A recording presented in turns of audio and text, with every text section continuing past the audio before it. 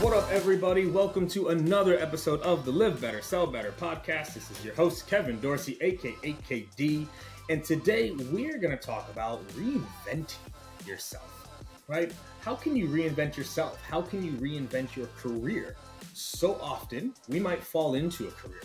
So often we might fall into a job. We might fall into a company that maybe doesn't connect with us, maybe isn't our forever job, maybe has us miserable, burnt out, worn down, whatever else. But so often we feel stuck. How do we change? How do we navigate the career path? How do we find and ideally create the career and the role that makes us happy, allows us to live the lifestyle we're looking to live, and honestly, just have more joy in life? And that is why I'm so happy to have Heather Hoytard on the show with me today. She's the Director of Sales at Fidelity Labs, a startup incubator within Fidelity. And she is going to talk to us about how to do this, because she coaches reps, she coaches leaders, she coaches people on how to navigate and reinvent their careers. Heather, welcome to the show. Thank you so much. It's quite the intro. I gotta try to match that energy now. I mean, that's kind of why I do it. I've been told it's the only reason some people show up to be a guest on the show is just to hear their intro. And then they're like, okay, that was good. So as we dive into this, right, because, we don't do a lot of prep for these shows. I pretty much just ask someone, what is the topic? And then we go from there. And this was the topic you picked, like how to reinvent your career, how to build a career you love. Because why? Why is this so top of mind? Like, why, if you get to pick one thing and this is it, why is this where you're putting so much energy and focus right now?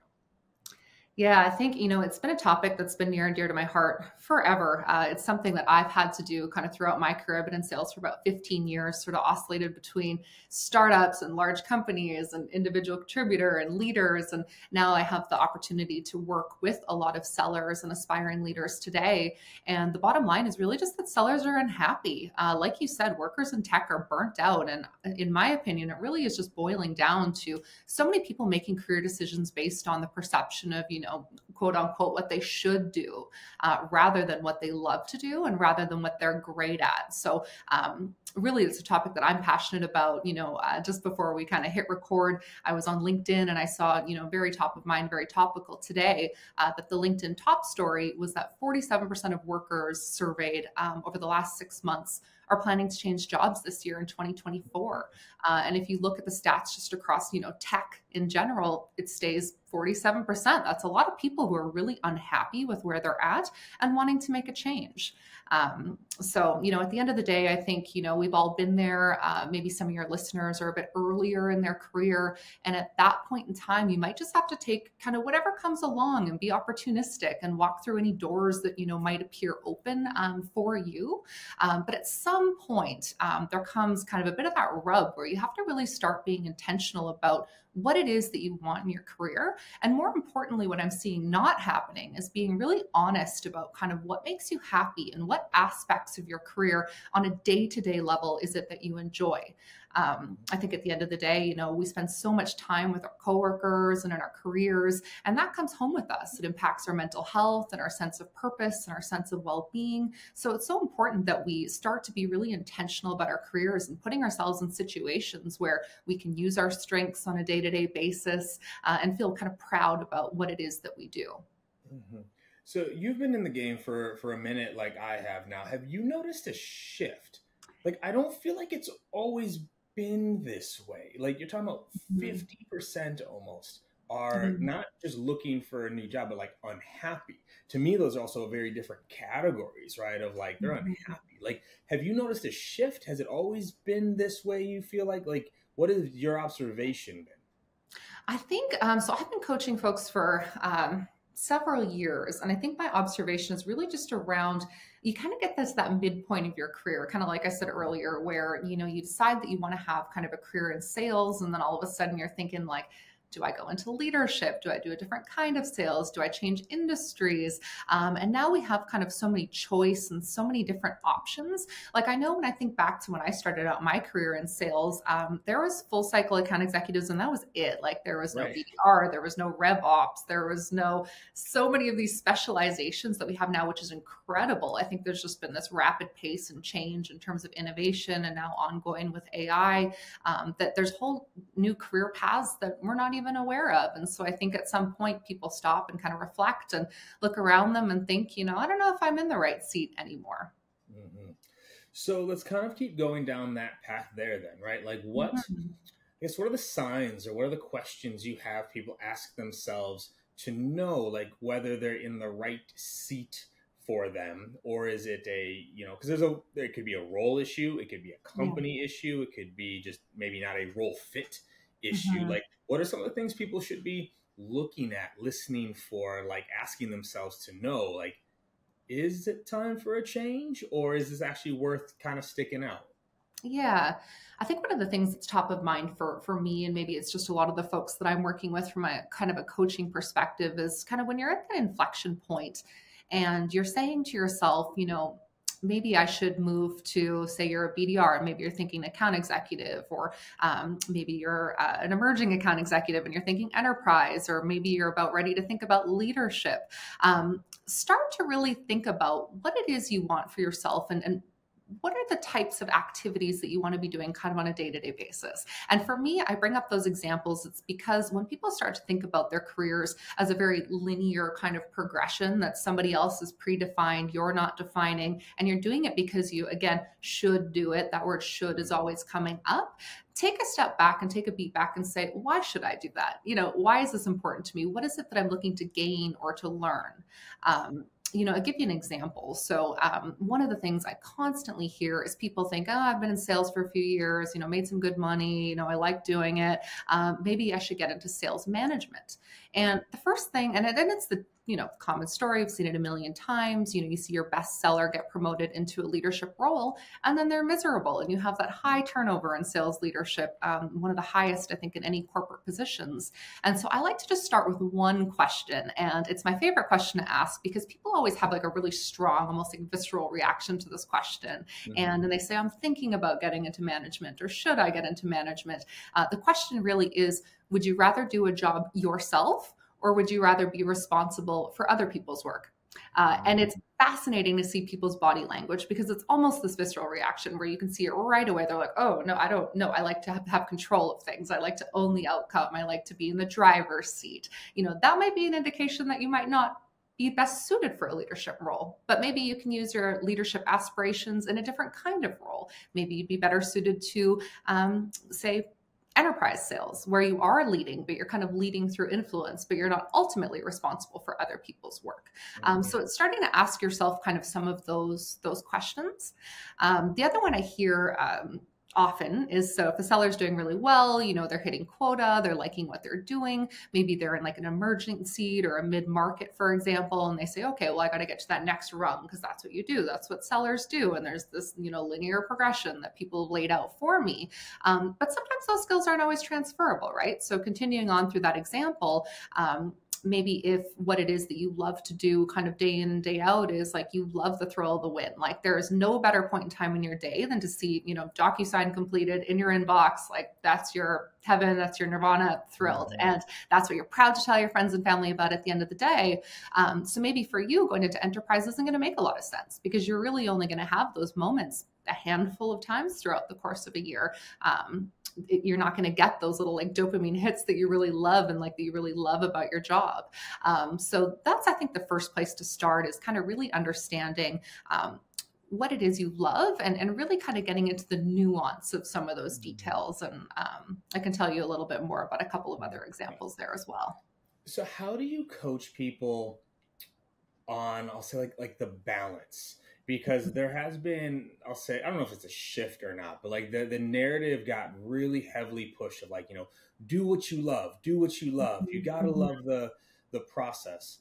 Whereas it's like, there's parts of any job that aren't always the most enjoyable thing. Right. And I think sometimes people get lost in that. Sometimes like they're in a job where it's like, they're focused on the things they don't like in it versus the things that they do like. But it's almost hard to find like this role that's like I'm only doing what I love type thing in terms of the activities. How do you help people like navigate that or balance maybe the trade-offs of like, because as like, I'm an SVP, there are things I love about it. There are things that drive me absolutely insane. Yeah. If I was like, go like, do I love everything I do? The answer is no. It's just there's the parts that I do love offset it. Like how do you help people navigate that? Because I think especially for people early on, I feel like they sometimes do what you love too far, and like they miss out on, some of the things that would have gotten to them to where they want to be. I hope the question makes sense.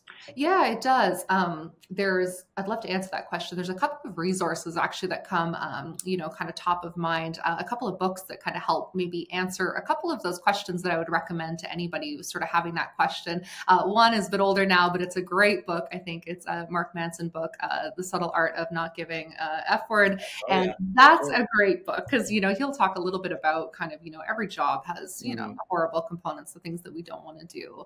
But you just have to kind of find your own brand of the things that you don't mind doing. Like you're never really going to love everything that you do. I think that's an unreasonable expectation. It's more about getting grounded in the reality of what the day-to-day activities of the role is going to entail. I think that's kind of the key thing. And then maybe striving for a balance. So maybe, getting to do the things that you love kind of maybe 50% of the time versus those things that you loathe doing.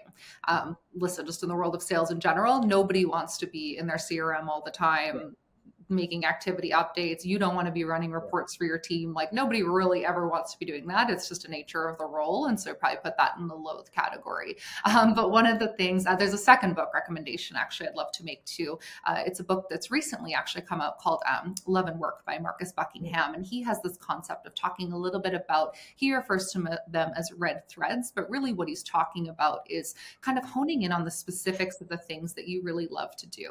And when we say love, let me just break that down a little bit, because when we talk about love, really we're talking about like, how can you do more of the things that you enjoy and that you're naturally great at every day? And one of the good ways to think about that is like the activities where maybe you lose track of time, or where you naturally enter a bit of a flow state, or where your colleagues come to you and they're like, hey, you're really great at this. Can you kind of teach me that or coach me on that or share with me kind of your tips and tricks. It's those activities. And sometimes it can be really getting into like the crux of what it is. And so like an example that I can even give for myself. So I love giving presentations. I think it's a blast. I'm one of these people, maybe occupational hazard. I love to give sales presentations. But it's asking the question of like, what is it that you love about that presentation? I get really jazzed up after it goes well, but if I really break it down, was it the designing of it? Not really. Was it the storyboarding of it? Yes, absolutely. I love storyboarding a great presentation. I love using client examples. Was it the execution or the flawless delivery? No, I'm not motivated by perfection. Was it maybe that the presentation kind of resonated with the audience? Yes, that's something I absolutely love, like knowing that my presentation resonated. And more importantly, I'm really motivated by momentum. So if I deliver a great presentation at the end of the day, what it is that makes me feel so good is that I moved others to act. And maybe it's that I got a yes to my next steps. That's specifically what I love. It's not about the presentation. It's not about the PowerPoint. It's a little bit about the storyboarding, but it's mostly about kind of that aspect of kind of momentum and that forward movement that really jazzes me up. And so it's kind of really getting deep into those activities. And so one of the first things that I'll have my clients do if they're really just kind of clueless about like, I don't know, like I'm a little burnt out, nothing's really bringing me joy right now. I'll say, okay, well, take the pressure off the things that you love. Like we just put that on the side for now. And maybe take an audit of everything you've done all week. At the end of the day, every day, look at how you spent your time.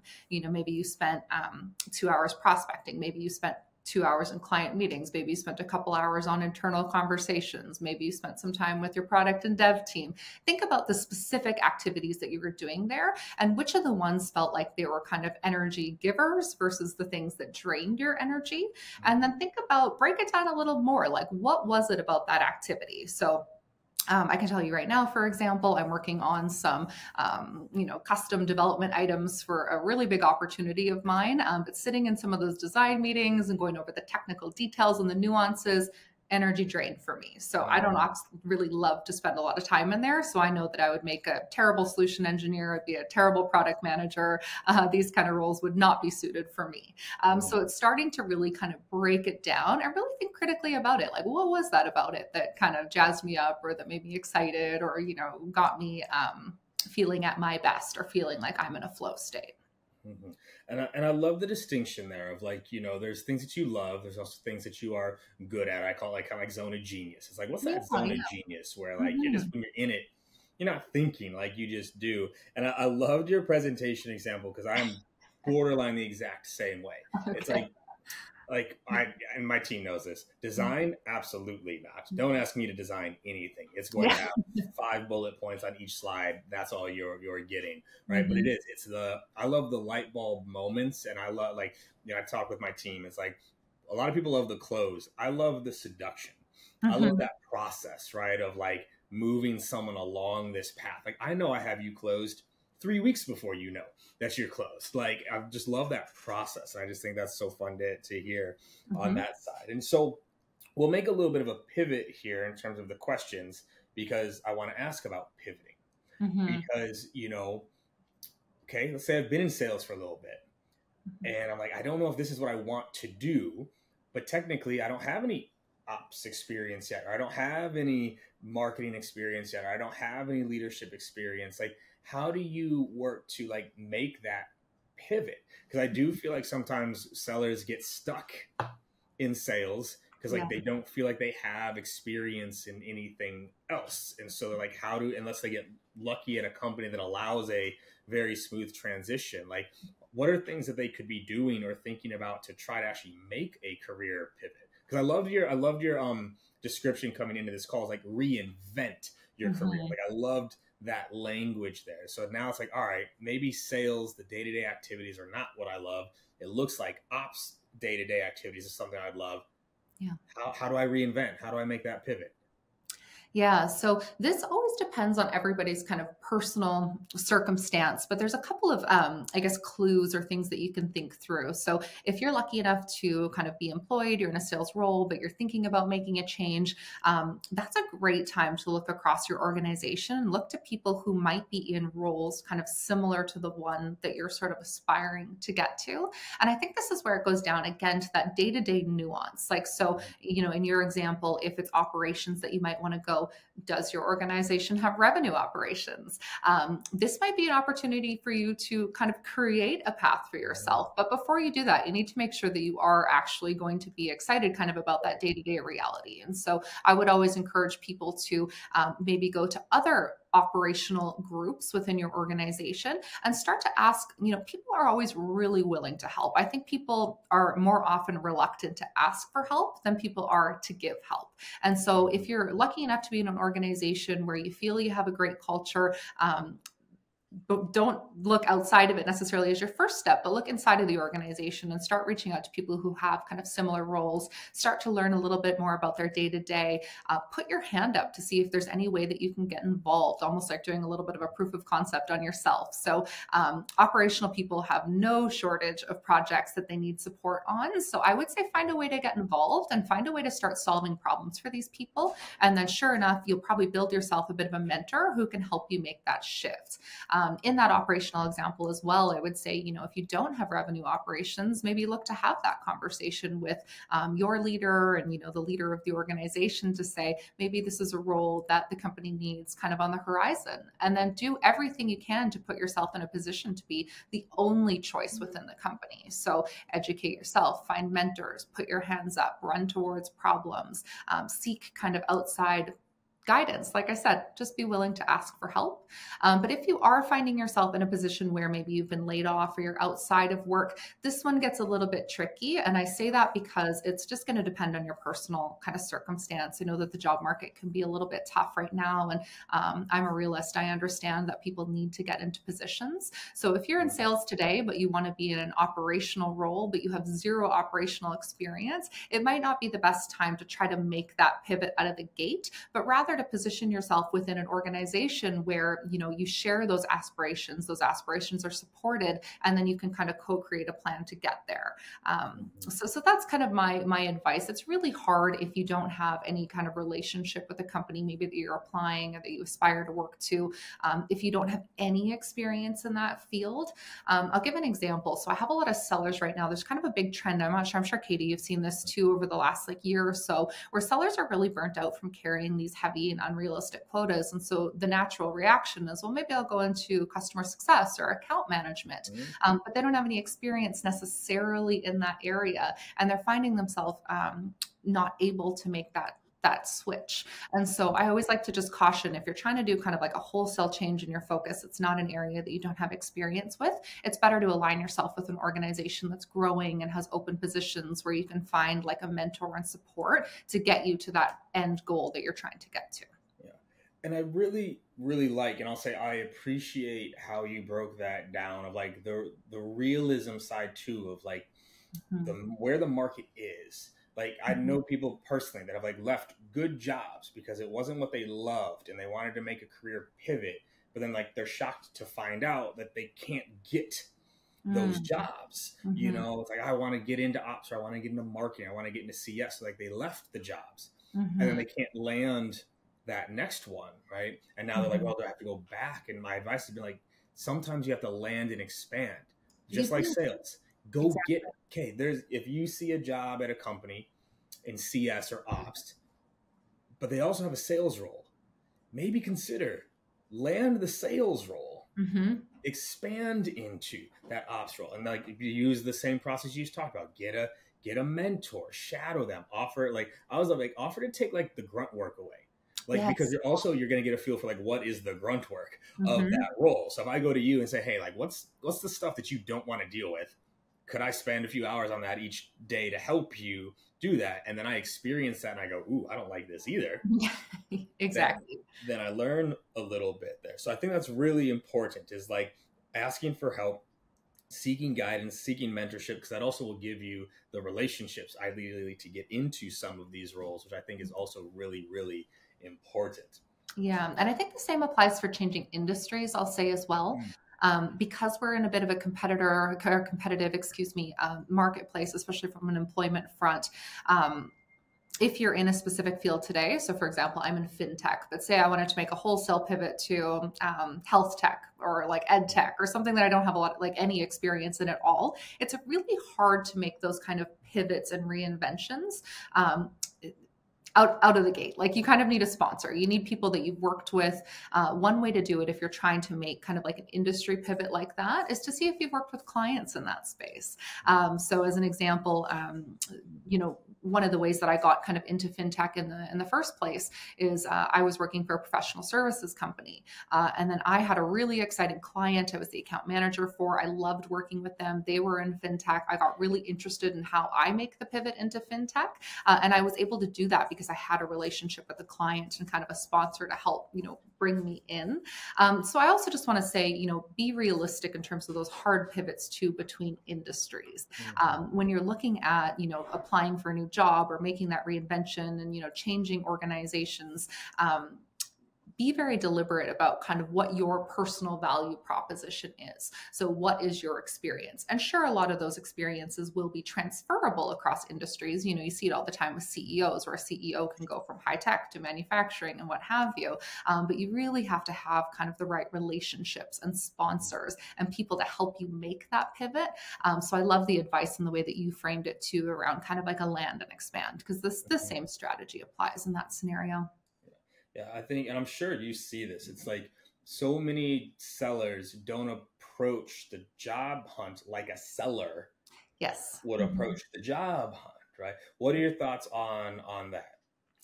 So I think where people get tripped up. So I will say one of the things there's kind of that oft repeated advice in sales where it's a numbers game and it's all about activity and it's all about metrics. I think sometimes, depending on the kind of seller you are, I think people try to take that blanket advice that they see all over LinkedIn, and then they try to apply that to their job search. And so what they end up doing is they end up going for quantity over quality, and they go for the volume. And so often I find when I start working with new clients, they're totally burnt out from the job search process. And when I ask them what they've done, I've applied to hundreds of jobs, Right. But what they're doing is they're hitting that easy button on LinkedIn. They're not doing any research on the company. They're not looking to understand the industry. They're not looking to understand, things like who are their buyers and have you sold to buyer group before? What is the point of view that you bring to this organization? So they're taking kind of that, I guess the spray and pray, to use another sales analogy, approach to their job search instead of doing it very deliberately. So I would kind of recommend to folks who are looking for a new opportunity right now, treat it more like an enterprise sales motion. Yes. Find your target list of companies, the places that you would love to work for, and have a point of view about it. So sometimes people will come to me and say, I want to work for a company like, I'll say Snowflake, because they're high tech. I see that they're hiring and they had a couple of quarters of profitability. You could say the same is true for hundreds of companies, maybe thousands of companies in the US right now that fit that same criteria. So you got to get a little more specific. Like, what specifically is it about that company that makes you want to work there? So I often recommend, like, start with 10, maybe 20, no more than 20 though, and really have kind of a point of view about what it is that you would bring to that organization, to that organization's culture, to the team, and then to the role itself. So really kind of break it down, treat it more like an enterprise motion, get really, really, really specific. I often challenge my clients, like, if you can say, if Katie, you're the hiring manager and I come to you and I want to apply for a role on your team, it better be specific. If the reasons why, I think that why I want to work for you and why I want to work for your team, why I want to work for your company is the same answer for all of the other 20 companies on my list, you haven't gone far enough. You haven't gotten specific enough, and you haven't done the work, I would say. Mm-hmm. Yeah, I love that. It's a sales process. Mm-hmm. We just are the product in that sales process, and people Yes. don't you have to craft the POV. You have to get creative to stand out through the noise, right? Like, that easy button isn't going to do it. Depending on when people are listening to this, like, we just did an episode with Clint Heineke. He made a transition into Zoom Info, right? Like, came from non-tech and within 3 years landed a great job at Zoom Info. And like, he cold emailed the CEO. He got bunted down. He made some posts about it, got bunted to the CRO, hit it off of the CRO, found out where they were staying during Press Club, sent a bottle of champagne to where they were at, like, just the follow-up. Like, he treated it like an enterprise sale. And That's I think, if you think about it, this is a multi-7-figure dollar contract, right? You land a $250K per year job, 4 years, that's $1 million. Are we treating it like that? And so often people they just don't do it. Now, one word I want to dive into a little bit further is job versus career. Mm-hmm. Because your actual initial language, right, coming in is like how to reinvent your career and how to have a career that you love. Mm-hmm. I think sometimes people look at things like a job, they don't think about it as a career. So like, how do you coach your clients around, call it like a career that you love, not just a job, because a job is a point in time, right? Whereas a career is years and years and years and years. How do you guide people through that part of the process? Yeah. So the first thing that comes to mind, I was actually, of course, we're connected on LinkedIn, and you had done a post, again, depending on the time that people are listening to this, just a couple days ago, where you were talking a little bit about kind of like industry. And so I'd love to, when people think about career, I would love them to focus on industry a little bit more. So being kind of an industry leader and a thought leader, an industry that excites you, for example. So when you think about your career, what's going to happen is you're going to gain a bunch of experience in kind of a certain field. So say it's high tech or ed tech or, I don't know, fintech or whatever you want, really. You're going to get a certain level of expertise as the years go on and on and on. So I think it's really important to align yourself with an industry that you're actually excited about, like one that, if insurance doesn't excite you, well, then probably don't spend all your time and energy trying to get a job in insurance. That's not somewhere where you're going to build a longer term career. So for me, for example, I pretty much specialized in fintech. It's been nearly 15 years and I haven't strayed outside of it because I really love fintech. And what I love about it is that it's always innovating and it's always kind of trying to be sort of cutting edge. It's always investing in technology. Now fintech is really applying kind of AI throughout our use cases. And I find that very exciting. I like disruptive industries. I like industries that are fast moving, that are quick to change. That's a lot of fun for me. So I would say try to find kind of an industry that you're excited about, because regardless of the seat that you take at any given kind of organization, you can create a really great career career with some longevity, with lots of financial success and reward, if you can find an industry that you are personally excited about. And I think that's really kind of what it boils down to.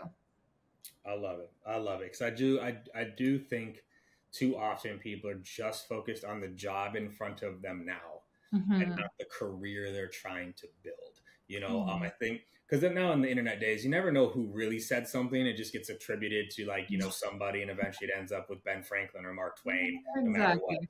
But Yeah. one of them, Tony Robbins, whoever, said something along the lines of, people drastically overestimate what they can do in a year and Mm-hmm. drastically underestimate what they can do in 3. That's true. Yeah. And people don't play the long game. They're just looking at like, oh, I want to land this job now. Whereas if you took a 3-year approach and landed at a company and then expanded at that company and then got into and found a mentor and like invested in yourself, which is the other thing too, like I'd like to call out is like, if you're trying to craft your career and make pivots, like you got to educate yourself, like Mm-hmm. read, study, coaching, courses, like working with somebody, like I had an early mentor tell me the slowest way to learn something is through experience. Oh, yeah. Like That's good feedback. why take 20 years to get good at something if I can learn from someone who's been doing it for 20 years and then put some nuances to it? And so as we start to wrap this up here, right, the name of this podcast, right, is Live Better, Sell Better. Because I also have this weird idea that if we lived better, had more joy, energy, fulfillment, happiness outside of work, that the work and the jobs, the selling, the career would be better as well. What would your live better advice be for people listening? I love that question. I think something that I've been just on like a little bit of a personal tear about, and something I keep chatting everyone's ear off about, is learning how to listen to your intuition. And I think that would really serve you better in terms of being able to live better. And why that's so important is that we're just in this age of like noise and content and messages, and lots of, everybody can be an expert that has, a ring light and a microphone. So really learning how to tune out that noise and then listen to your own intuition and what makes sense to you. And there's a couple of, I guess, ways that you could do it. So a lot of people will talk about meditation. I think that's one way. That's a fabulous way. But I think it can be as simple as, adopting a little bit of an anti-hustle mindset. I think it's really important to take time to ourselves to quiet out that noise. So taking a few minutes of just quiet reflection, or just quiet time with no distractions. Go for a walk without your headphones in. There's lots of different things that we can do to start to kind of listen to ourselves without that distraction. And one of the things I've been talking a lot about is just the concept of like a gut instinct. So instead of making all of your decisions sort of in your head, feeling them in your stomach a little bit. And a couple of the little tricks, or one trick that I find that works really, really well for me. It sounds a little bit woo-woo, but I promise it works. It's something worth giving a try. I love the woo-woo stuff. So Oh, good. Okay, I'm super woo-woo, so I can talk about this all day. It's really just, if you're trying to figure out what to do, ask yourself the question, ask it out loud, and then look in the mirror, see your reaction and see what you think. And that's a good way to kind of get out of your, intellectual, rationalized mind and into kind of your gut instinct of what it is. And so earlier I said there's a really important question. So if somebody's listening and they're thinking, what's next for me in my career? Do I want to pursue a leadership path?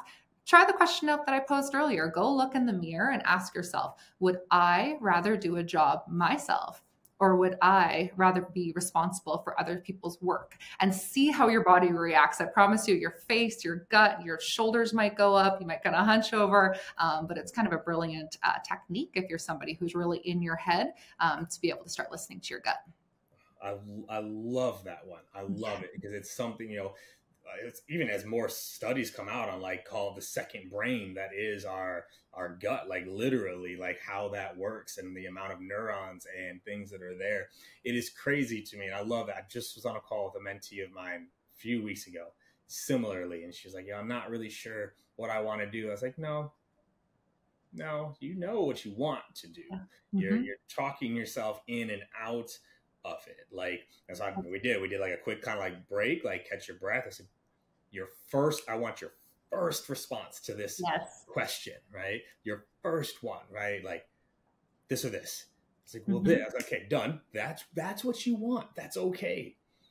you're letting the how and everything else get in the way of it. But we know way, way more often what we need to do, which is making the choice to do so. So I love that one has not been given yet as a live better at piece of advice. So I love that as an end, trusting your gut, listening to your intuition, listening to how we approach things. So this was phenomenal, Heather. Where can people find more of you? Where are you putting out content? Do you have like a newsletter, an ebook, anything that we can get into people's hands? Because they need more of this. I love it. Well, thank you. So best way to get in touch with me, connect with me on LinkedIn. So Heather Hoytard, Foydart.